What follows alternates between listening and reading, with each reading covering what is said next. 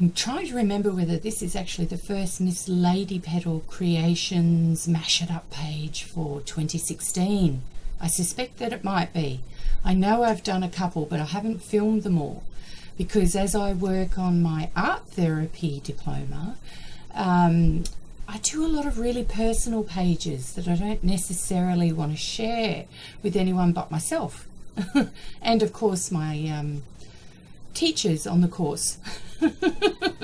But this is something that was really nice, and I had a yen to use some of the Dutch little book pages that my friend Bernice had sent me. And of course the original premise of the Mash It Up pages and journals was all about using stuff from my stash, and I've gone back to doing that. This Mash It Up journal is a little bit different from that.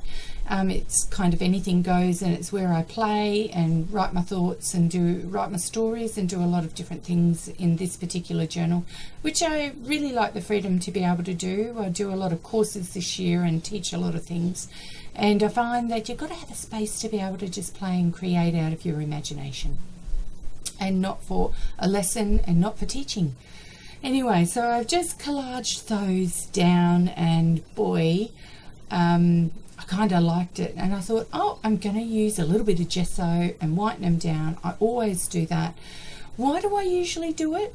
Well, one, to kind of seal that paper a little bit, and I also too don't want to be looking at the block of the pages. I want to kind of see a bit of the print coming through, but all in all, I don't want to see everything to do with the pages, and some parts I leave peeping through, and other parts I like to blend into the pages.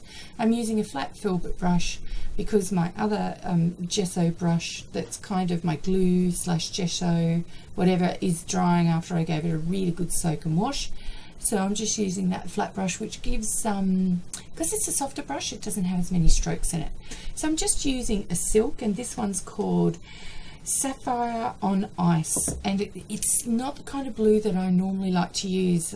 Sorry to say, I'm not.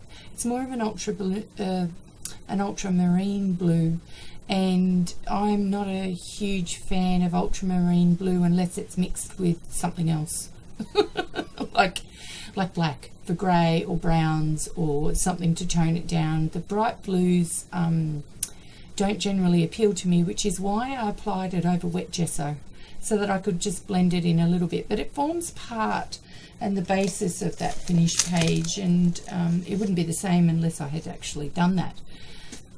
But I'm actually thinking now, I'm going to use my mini jelly plate in this whole thing. So now I'm just getting in with a little bit of buff titanium paint, and I like that a lot. It's a real kind of bone coloured paint, a beige kind of paint, and essentially it's your titanium white that's unbleached, and for that reason I like its raw earthy nature, and it really appeals to me in that sense a lot.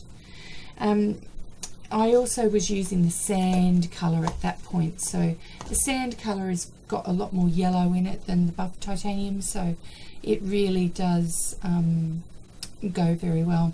So I was just cutting those birds out, and now I've just got my little mini baby jelly plate. How cute is that? And some textured corrugated cardboard that someone gave me from a workshop that I ran, and I loved it because have a look at the beautiful grungy lines that it brings up, as good as any stamp. And when you bring it up on the mini jelly plate, you can use it like a great ink pad, and boy, I love the way that it adds a grunginess to the page for sure. And you can see those kinds of, and you always should work your brayer off, which is why at the moment I'm working on a pad of like butcher's paper, which is like my work surface, and I'm making a lot of scratch paper at the moment, to be honest. I'll be doing some sort of a scratch paper journal at some point with the amount of scratch papers that I have to put together into a book, but that's a project for another day. So what I'm doing here next is layering. So I've got that buff titanium coming out. I'm using some carbon paper to just draw on and have really light soft squiggles and circles. I'm using here also some butterfly stamps, and I'm using the Stamp It Up butterfly, the Stamp It Up positioner. That's the word I'm looking for, the positioner, to put those butterflies down the page in some reasonably straight line and all nicely kind of, you know, spaced, which is unusual for me. I normally don't do well at that, which is why I bought that tool. And using one of my hand cuts masks, that lovely flower there, and I'm now kind of thinking about, well, what will I put on this page? And you can see me just rubbing that buff titanium in. Love that colour. It's such an earthy colour, and it does blend incredibly well with these blues, surprisingly, considering that it's a cobalt blue. And I've got like a little honeycomb stamp in there for texture, and I think part of it is just having a look and see what elements you want to use. And this is all too not just about building texture, but it's about symbolism. And for me, it's lots of fun to sit there and think, okay, what marks will I make that reflects what I want to say on this page and the story I want to tell? And I think I've done that in my mind pretty well.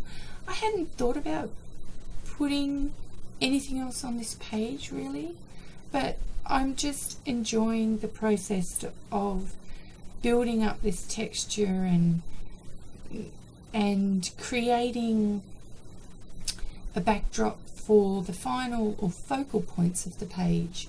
So I'm creating segmented parts of these journal pages so that, one, you can marry them together and there is some uniformity on both sides of the page, but each side is quite different.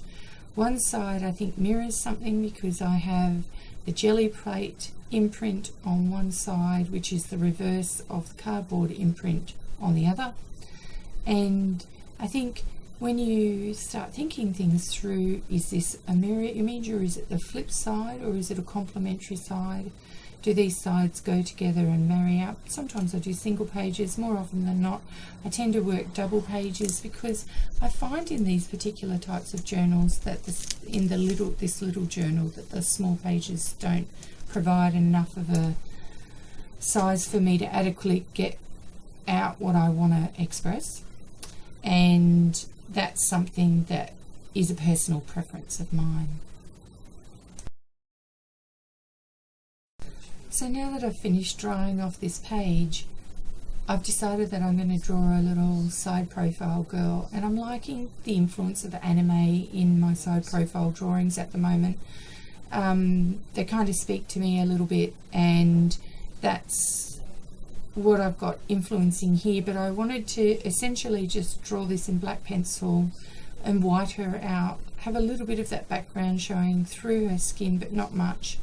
And then I really wanted to, once I got the details, what I was looking at, I really wanted to have my Stabilo all black pencil go in and redo the sketch with that, and then water activate it to give the texture and the shadows and the watercolor effect of the page, which is what I was after, that I decided I was after with this portrait.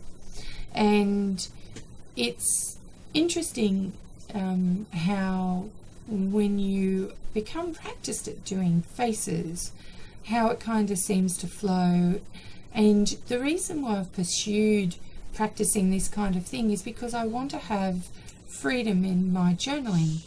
I want to be able to express themes, ideas, and my thoughts and my dreams and fantasy and stories. But I don't think that I could always adequately do that in my personal style without practicing drawing.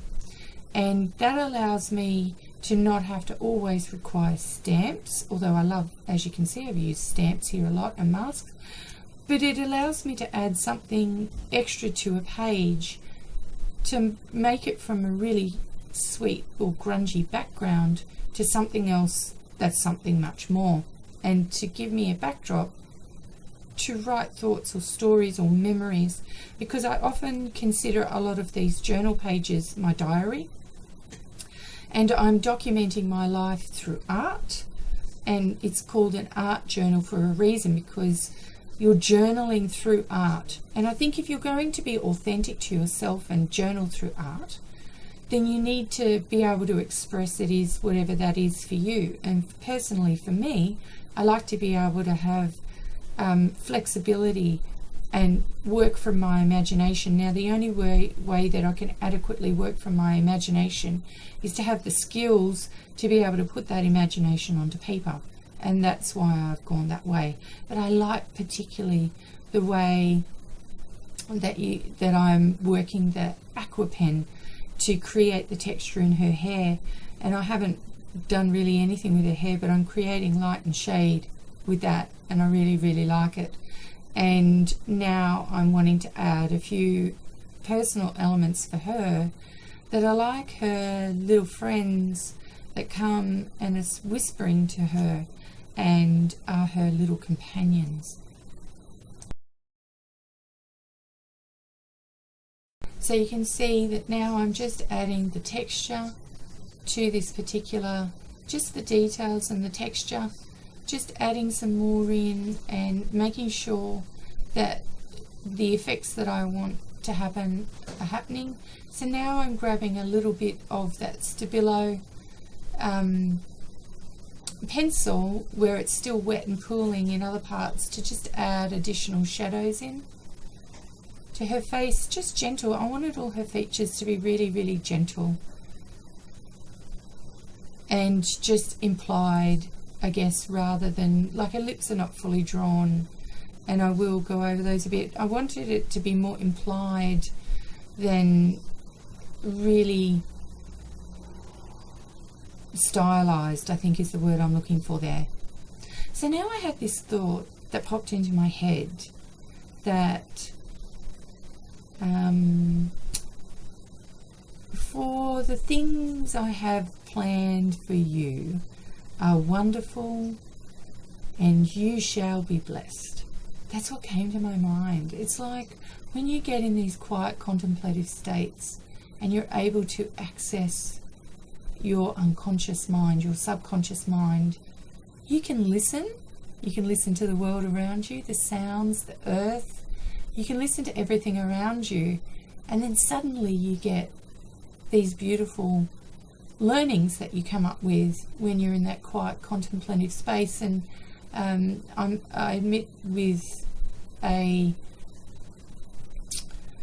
house full of teenagers. I don't have heaps of moments of that, but when I do have them, I love to find them. And this morning I had that before they got up. So now I'm just bordering off my page because I like to do that. And I've even thought since finishing this page that I could block in that book page and actually make it a window. I liked the edge of it. It kind of lent itself to being a light space and dark around that light space. But that's a theme I think I'm going to explore in another picture, and maybe even the next page of this journal, using the texture in your page to actually create cityscapes or landscapes or a feature that you want to have as something as a focal point on your page. And I've enjoyed this little journey with you. I'm just adding in some white china pencil and Prisma pencil to just blend in some of those watery shadows and provide a few just really gentle highlights to her face. Nothing serious and nothing pronounced, just gentle highlights and smoothings. Ciao for now. Learn something new today. It keeps you young.